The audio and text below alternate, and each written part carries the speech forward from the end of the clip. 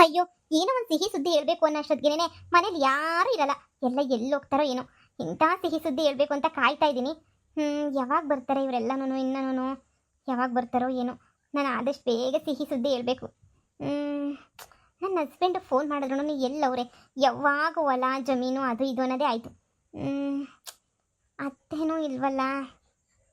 ಸರಿ, ಎಲ್ಲರೂ ಬರೋ ತನಕನೂ ಇನ್ನೇನು ಮಾಡೋದು, ಸುಮ್ಮನೆ ವೆಯ್ಟ್ ಮಾಡೋದು ಎಷ್ಟೋ ವಾಸಿ. ಇನ್ನೂ ಯಾವಾಗ ಯಾವಾಗ ಬರ್ತಾರೋ ಏನೋ.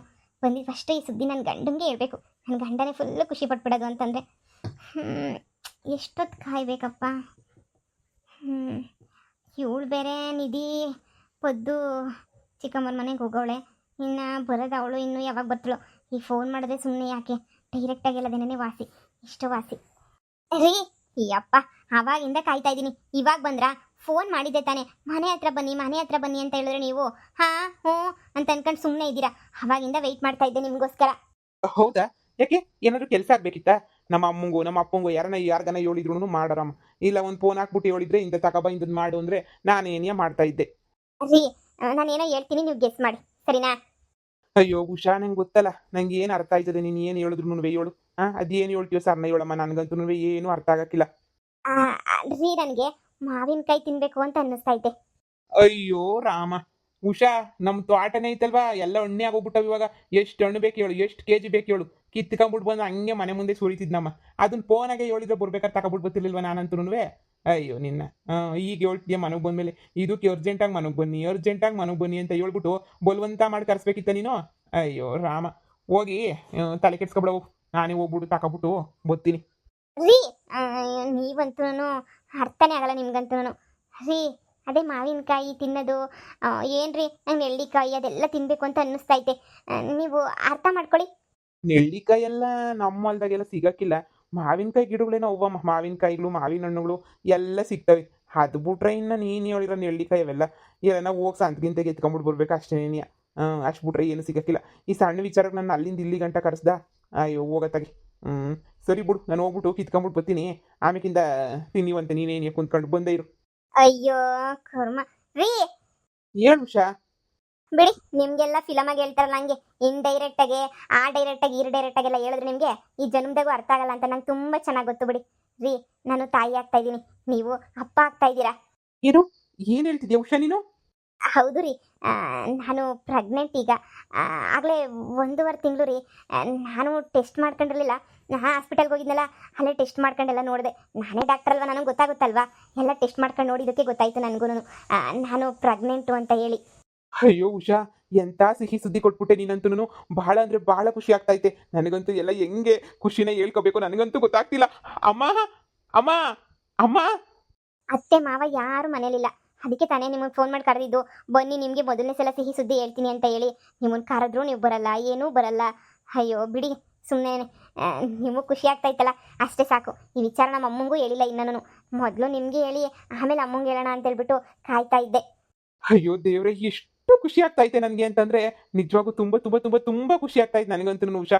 ಹಬ್ಬ ದೇವ್ರೆ, ಕೊನೆಗೂ ನಮ್ಮ ಮನೆಗೂ ಒಂದು ಪುಟಾಣಿ ಪಾಪು ಬರ್ತೈತೆ ಅಂತ ಹೇಳ್ಬಿಟ್ಟು ನನಗಂತೂ ಹೆಂಗೆ ಅನ್ನಿಸ್ತೈತೆ ಗೊತ್ತಾ. ಅಯ್ಯಪ್ಪ, ನಿಮ್ಮಮ್ಮ ಫೋನ್ ಮಾಡಿ ಹೇಳು ಫಸ್ಟು. ನಿಮ್ಮಮ್ಮನೂ ತುಂಬ ಖುಷಿ ಪಡ್ತಾರೆ ಅಂತ ಅನ್ನಿಸ್ತೈತೆ. ಹುಷಂಗೆ ಒಬ್ಳು ಪುಟ್ಟುಷ ಬರ್ತಾಳೆ ಅಂದರೆ ಯಾರು ತಾನೇ ಮನೆ ಖುಷಿ ಇರಲ್ಲ ಹೇಳು. ನನಗಂತೂ ತಡ್ಕೊಳಕ್ಕೆ ಆಗ್ತಾ ಇಲ್ಲ, ಏನು ಹೇಳಬೇಕು ಅಂತಲೇ ಅರ್ಥ ಆಗ್ತಿಲ್ಲ. ಅಯ್ಯೋ ಅಪ್ಪಂಗೆ ಹೇಳ್ತೀನಿ ರೀ.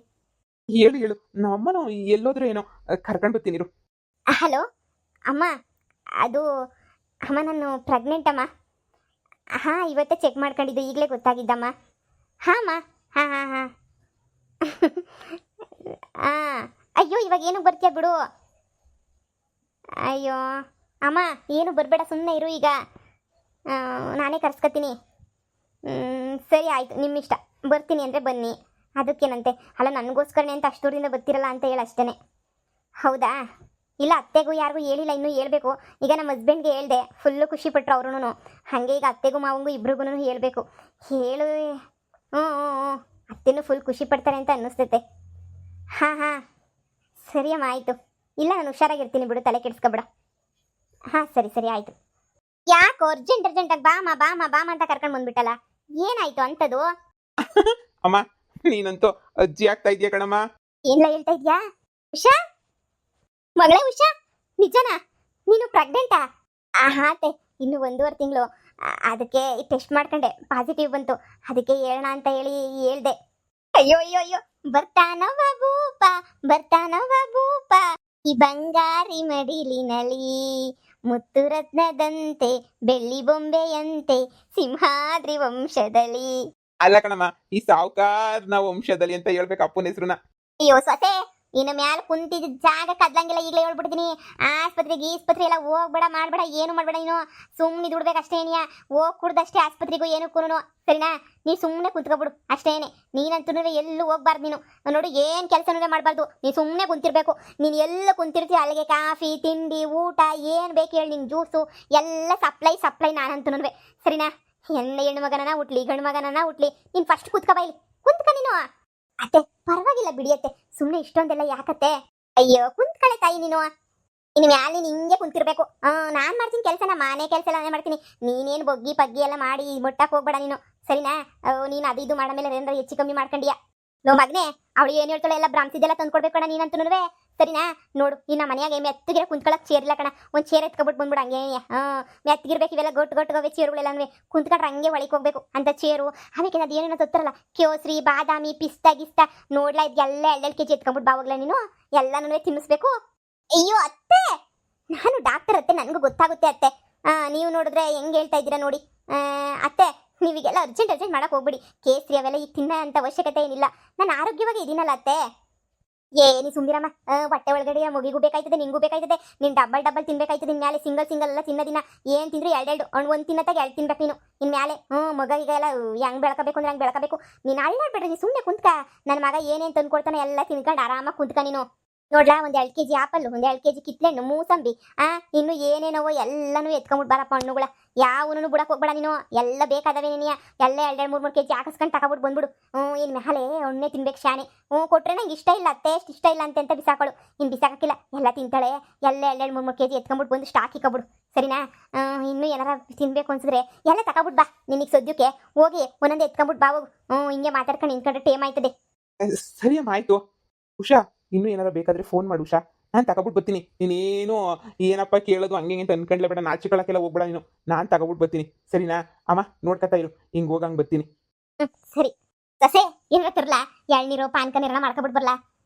ಅಯ್ಯೋ ನನಗಂತೂ ಏನು ಕೊಡಬೇಕು ಏನು ಕೊಡಬಾರ್ದು ಕಣವ ಗೊತ್ತೇ ಆಗಕ್ಕಿಲ್ಲ ನನಗೆ. ಮೊದಲನೇ ಕಿತ್ತ ನಾನಂತೂ ಬಸ್ರಿ ಆದಾಗ ನಮ್ಮಮ್ಮ ಇಷ್ಟ ಹೇಳ್ಕೊಟ್ಟಿತ್ತು. ಈಗಿನ ಕಾಲದ ಹುಡುಗಿಗಳೆಲ್ಲ ಇರಲಿಲ್ವಲ್ಲ, ನನಗೂ ಅಷ್ಟೊಂದೆಲ್ಲ ಗೊತ್ತಾಯ್ತಿಲ್ಲ ಕಣವ. ನೀನು ನೋಡಿ ನನಗೆ ಎಂಥ ಖುಷಿ ಆಯ್ತಾಯ್ತು, ಆನಂದ ಆಯ್ತಾಯ್ತು. ಅಪ್ಪ ದೇವ್ರೆ, ಆದಷ್ಟು ಬೇಗ ಒಂದು ಒಳ್ಳೆ ಮಗ ನಮ್ಮ ಮನೆಗೆ ಬಂದ್ಬಿಟ್ರೆ. ಇನ್ನೂ 9 ತಿಂಗಳು ಕಾಯ್ಬೇಕಾ 8 ತಿಂಗಳು ಕಾಯ್ಬೇಕೇನೋ. ಆದಷ್ಟು ಬೇಗ ಬಂದ್ಬಿಟ್ರೆ ನನಗೂ ಸಂತೋಷನೇ. ಬೇಗ ಬರಲಿ ದೇವ್ರೆ. ಅತ್ತೆ ನನ್ನ ಕೆಲಸ ನಾನು ಮಾಡ್ಕೊತೀನಿ, ಸುಮ್ಮನೆ ಇರ್ರಿ ಅತ್ತೆ. ಇಷ್ಟೊಂದೆಲ್ಲ ನೀವು ಅರ್ಜೆಂಟು ಎಮರ್ಜೆನ್ಸಿ ಅಂತ ಮಾಡಕ್ಕೆ ಹೋಗ್ಬೇಡಿ ನೀವು. ನೀವು ನೋಡಿದ್ರೆ ಎಷ್ಟು ಇದು ಮಾಡ್ತಿದ್ದೀರಾ ಅಂದರೆ ನನಗೆ ಗೊತ್ತು ಬಿಡಿ ಅತ್ತೆ ಏನು ಮಾಡಬೇಕು ಅಂತ. ಪ್ಲೀಸ್ ಏನಿ ಸುಮ್ಮನೆ ಕುಂತ್ಕೊಳ್ಳಮ್ಮ ನೀನು ಒಂದೇ. ಅಯ್ಯ